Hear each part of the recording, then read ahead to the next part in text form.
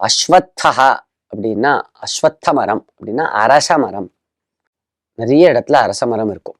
இந்த அரச மரத்தையே தேவதா ஸ்வரூபமாக நமது மத நூல்கள் சொல்றது.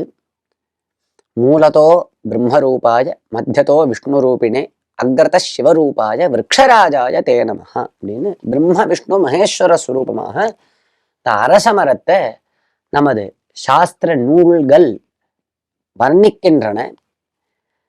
இந்த அரசமர பிரதட்சிணம் அப்படிங்கிறது ரொம்ப பிரசித்தம். அதிலும் இந்த ஸ்திரீகள் பெண்மணிகள் இந்த அரசமர பிரதட்சிணத்தை பண்ணுவா. குழந்தை பேரை விரும்பி நிறைய பெண்மணிகள் அரசமர பிரதட்சிணம் பண்ணுவா. அரசமர பிரதட்சிணம் அப்படிங்கிறது நித்தியமே பண்ணலாம். அஸ்வத்தத்தை பிரதட்சிணம் பண்ணலாம்.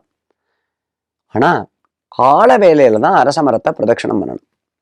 அதுலயும் பிராத்த காலத்துல தான் பிரதட்சிணம் பண்ணணும். கால வேலை அப்படின்னா பகல் முழுவதும் சாயங்காலம் 6 மணி வரைக்கும் எப்ப வேணா சுத்தலாமா அப்படின்னா அப்படி இல்லை. கார்த்தால பிராத்த காலம் அப்படின்னு இப்போ 6 மணிக்கு சூரியோதயம் அப்படின்னா 8:20 வரைக்கும் பிராத்த காலம். அந்த சமயத்துலதான் அஸ்வத்த பிரதட்சணம் பண்ணலாம். மத்தியான காலத்துல கூட அஸ்வத்த பிரதட்சணம் பண்றது இல்லை. பிராத்த காலத்துலதான் அஸ்வத்தத்தை பிரதட்சணம் பண்றது. அஸ்வத்தத்தை அரச மரத்தை பிரதட்சணம் என்னைக்கு வேணா பண்ணலாமே தவிர எல்லா நாளும் அஸ்வத்தத்தை அரச மரத்தை தொடக்கூடாது. அரச மரத்தை தொடறதுக்கு ஒரு நாள் இருக்கு. அஸ்வத்தம் மந்தவாரே தூ அப்படின்னு மந்தவாரத்துலதான், அதாவது சனிக்கிழமையிலதான் அரச மரத்தை தொடலாம். மீதி நாட்கள்ல அரச மரத்தை பிரதட்சணம் பண்ணலாமே தவிர அரச மரத்தை தொடக்கூடாது. சனிக்கிழமையில அரச மரத்தை பிரதட்சணமும் பண்ணலாம், தொடலாம். இந்த பிராத்த காலத்துலதான் பண்ணணும். எத்தனை முறை அஸ்வத்தத்தை பிரதட்சணம் பண்ணணும் அப்படின்னா 7 தடவை பண்ணணும். குறைஞ்சது மினிமம் 108 தடவை அஸ்வத்த பிரதட்சணம் பண்ணுவா.